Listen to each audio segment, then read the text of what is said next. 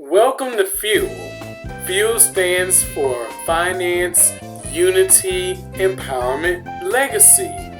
Join Dennis, Dr. Jackie, and Mac as they explore part one of our topic, the importance of diversity, loss versus lottery versus lifestyle. Enjoy. In Yes, that, sir, in that Bob. amazing. That is Because amazing. we need to have. Oh my God, that's. Oh, I, I just every time I get the warm and fuzzies, Dennis. I mean, it's like every time I look at it, it's like she just looks like she's so at peace. Oh. So and Mac, I was thinking about, I learned so much from both of you guys because you were there for your family members, and the biggest thing I remember is if I was still at my job, I could barely get off to go to the dentist because they were pressing us so hard to get the work done. Oh no, 2 hours, you can't, no, you got to do this. This customer is mad. And then, so if you're not taking care of yourself, you can't be there for your family. I had uncles and cousins that transitioned and pets that transitioned, and I was never there. I mean, you can ask all my friends. I was always working 20-hour days, 7 days a week. Part of that I enjoyed, but now I can be there for people, friends and family, and it's amazing. I know everybody can't handle not working. So part of what we do here is we help transition people to maybe not so much not working, but to live a different lifestyle where your job is not your only means of income. I know you've heard of multiple streams of income. Um, my real estate was supposed to be my multiple stream of income. And for about 15 years, it was wonderful. But then the market crashed and it wasn't wonderful anymore. So when people ask me, I say, yeah, all that money you making now, you better hold on to it. Because when that market crashed, them OPM, y'all heard of OPM, other people's Oh, yeah. money, they gonna come after you. And they came after me and they took the money and the houses. So the rest of it is just fairy tale because it was never mine in the first place. So you have to realize, like I tell my daughter all the time, that job not yours, baby. One day, a supervisor or a manager or whatever titles these people have, CEO, I don't care what that title is. Only thing they're worried about is themselves. So if they can get rid of 20 of you to save their job, baby, they're going to get rid of 25 of you so they can get a raise and save their jobs. I know I'm doing a lot of talking, so I really wanted to transition because everybody has their own way of thinking about this. Because now I'm really paying attention to the Millionaire Next Door, Think and Grow Rich, Rich Dad, Poor Dad, where the message in time of plenty, safe or time of famine, famine is here. Every time I turn around, there's a new C19, A, B, C, D. Good Lord. Will it stop? So I'm not going to say anything controversial because I know people are dying from this stuff. And there's people on both sides of the coin about that. A friend of mine told a friend of his, he said, hey, you're a salesman, right? Wouldn't you love it to have your customer to the point where they have to come back every 6 months to you? Oh boy. What better customer is that? That's all I'm going to say. Like I said, there are people who are not here from the common cold, from the flu, from the C whatever numbers, car accidents, boating accidents, airplane accidents, trip and falls, falling in your own house, falling in your bathroom, getting bit by a dog, getting bit by a bear, getting bit by a snake. So stuff happens. And the thing, my main point of saying all that is, will you be able to lend support to that person if it doesn't happen to you? Yeah.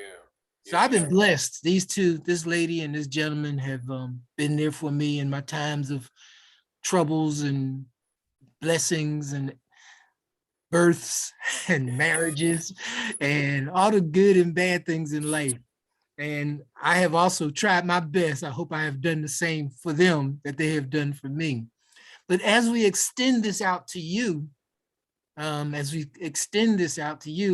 we can offer our experience of our financial understanding, our education. That's what the F is for, finance, and unity and education, and that L word, love. No. So Hey, Dr. Jackie, one day he'll get the moniker all right. the One day he'll figure out what that E is. I said education. Empowerment, baby, empowerment. But you know what? And let me just speak to that before we move on, since language specialist I am. Thank you. You're welcome. The letters at the time came to us because of the real press for this financial enrichment, financial education. But we threw out many of the same words. So the E represents empowerment, but also education. The L represents legacy. And as Dennis says, it can represent love, because the legacy is for the love of our family. So though we have meanings behind each, there are other words that work. So not going to jump on you for you missing it. It's just funny.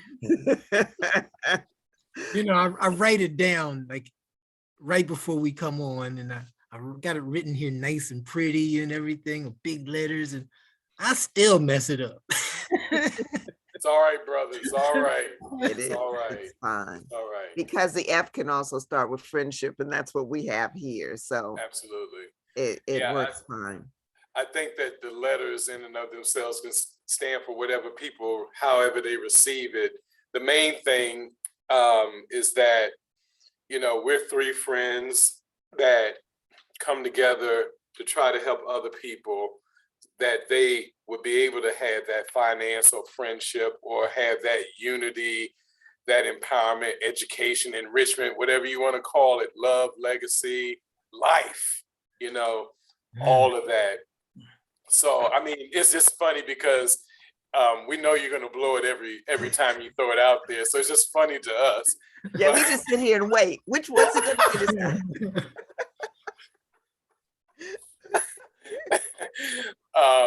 But the thing that I'll tell our audience is that the one thing, though, my brother Dennis, man, he is consistent. He shows up. He is a man with the lunch pail ready to do his work every time he comes on here with us. So that means more than getting the letters right, bro. And so let me piggyback on the lifestyle that you mentioned, Dennis. And I often hear, as we're talking to other people, you ask them, what lifestyle do you want to live? And I don't often hear the responses, you know, many times you're on the phone, but I don't often hear, even when in person, that people are able to come up with that. And it reminds me when talking to people about their finances and we say, what is your dream? What is your biggest dream? It's the same thing. What would you dream big and live? Lifestyle. And again, I am disheartened because so many people are not able or willing to answer that question, because they haven't dreamed beyond the box they're in with the job they're in, sometimes overladen by the things that are going on in their life at the moment, the joys and the sadnesses. But to dream beyond, it is often difficult for people to dream beyond where they are.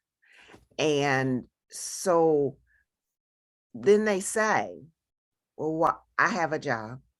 I pay the bills when I can. Is there any place beyond? Can I actually dream for a bigger lifestyle? And I think that's your challenge to them, Dennis, when you ask them. I mean, I don't know, but when you ask them, they may not be able to answer at that time, but the hope is that they walk away so that internally, or maybe when they see you again, they can say, you know, I'd like to live in that neighborhood or in a bigger house or move to California. Or I know people, when I was in school in Michigan, I went to Ann Arbor, who were from Flint, Michigan, and had never been out of Flint. Okay. And I had two of them who became very good friends who traveled to Ann Arbor, and it was their first real out of Flint. Okay. I just picked the place because I knew these. So from personal, not friends have told me. Hadn't been to Detroit. And so we get and put ourselves in boxes, not saying you're not happy in it, but can you expand your box? Can you see a different life possibility, potential? And so dream big, dream it all. I think what happens, like we used to be the Dallas generation. And if y'all don't know what Dallas, it was a show where JR and they just stood around this big house plotting on each other. And most of us took away from that the fear of money. Oh my God, if I have money, somebody's gonna come and take it. Or if I have money, or like the preacher says, don't you want to have the love of money? No, you don't want to have the love of money. But let me tell you, that food tastes a lot better when it's fresh. And money allows you to eat fresh, clean, good food, which is very hard these days. You know, we grew up, it was fresh food everywhere. But nowadays, between those chemical companies and those seed companies and the spraying in the air companies and messing with the water companies and the oil companies, and everything is messed up. You know, when I was young, the joke was one day they're going to make you buy water. And we would laugh, buy water. Ha ha ha. Nobody's going to buy water. It comes out the spigot for free. When we were kids, we would pick up the water hose outside, laying in the yard, put it to our mouths, drink the water, and go play for another 20 hours. Now, people look at that same spigot. Wow. And go to the store and buy some Perrier. Perrier. Do you know the water that comes out of your faucet is probably a couple dollars for 1,000 gallons? 1,000 gallons. But we run to the store to get a bottle that costs $1 for 16 ounces. Boy, have they played a trick on us. What did I say about that salesman earlier? Wouldn't you want to be the salesman where your people have to come back to you? So now when I go to Costco, I see people grabbing cases of water and I'm like, wow, they got water being delivered to their house, $1 for 1,000 gallons. And they here buying this water. It looks cheap, $3.99 for 36 bottles. I'm sitting like, you know, so I was talking to my friend and I said, you know what, let's go buy us a water filter. One that filters water down to the teeniest particle, because we're talking about money here. What sense does it make?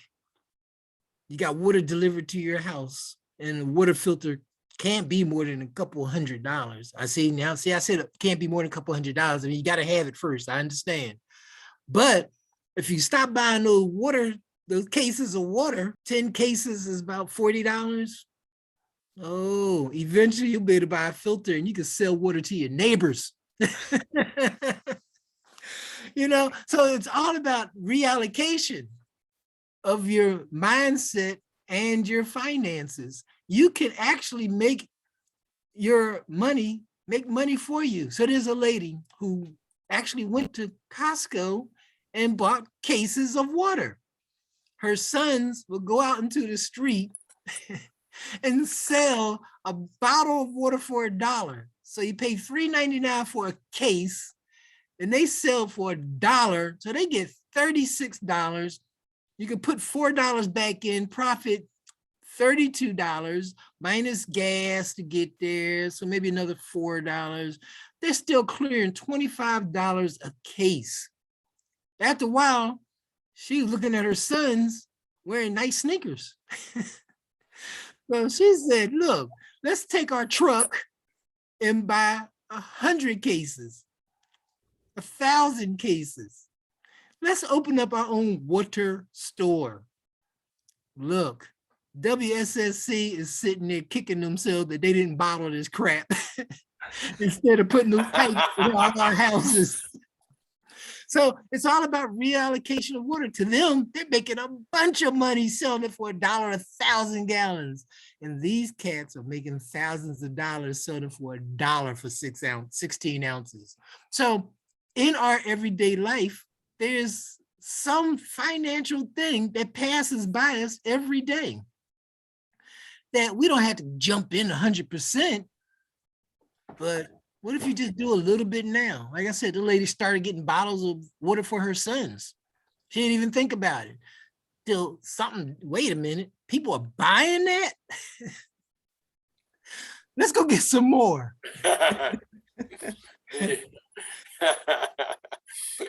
Yeah, if I may, I want to piggyback on the lifestyle part of our conversation, because both of you all have given me quite a bit of fuel for thought. I am approaching what I consider to be my 3rd year of liberty, and that entails not having to get up to go to an employer. And Dr. Jackie, I know exactly what you're talking about when, you ask the question to someone, what is your dream? If money weren't an obstacle, what would you be doing? Mhm. And most of the people that I ask, they really cannot give an answer to it because they've never really thought that broad to even consider that there can be life with financial freedom where you don't have to necessarily be tied to a career in order to be able to sustain a really great lifestyle, whatever way you define a great lifestyle, because it's going to be different for everybody, right? Mhm. And I've really been thinking about that lately because I've had opportunity to share, just how great I feel like my lifestyle is right now. Mhm. I'm doing exactly what I want to do. And it doesn't mean that I'm in the richest estate. It doesn't mean that I drive the most blinged out car, but I am fulfilling everything that I've ever wanted to do, to go wherever I want to go and to experience whatever it is I want to experience. Mhm. And, it takes some thought, it takes some savvy investment and other means in order to be able to have that kind of income to be able to do it. But the bottom line is that it's very possible. And it can begin today with just the idea that I want to live a certain kind of lifestyle, and then taking the measures in order to be able to make that a reality. But to that person that you were talking about, Dr. Jackie, who's in Flint, Michigan, that's never been out of Flint, Michigan, they can't see that there's another life, that there's other cultures that do things entirely different. We have been blessed, the 3 of us, because we have stepped outside of the continental United States and have been able to see other cultures, experience other ways of life, to see how money works in other areas based on exchange rates and things of that nature. And so we have a more fuller understanding of what life can be. And for any of the three of us to ever have to go back to a place of employment because we have to, that's like not even real for us. But to Dennis's point, I don't want to hate on people that they love what they do. But it's a difference in going and doing your job because you love your job, really love your job, than to have to go to work because you really have to go to work. Because when you really have to go to work, you have to take whatever nonsense that goes along with that career. While the three of us, just using us as the example, if we don't feel like going through that, we're out. Thank you for joining us today. Remember to subscribe to our YouTube channel at Fueling Future Generations. Like our channel and also click the notification bell so every time we upload content, it'll be available for you. Also, reach out to us at fuelingfuturegenerations2020@gmail.com. Have a great day.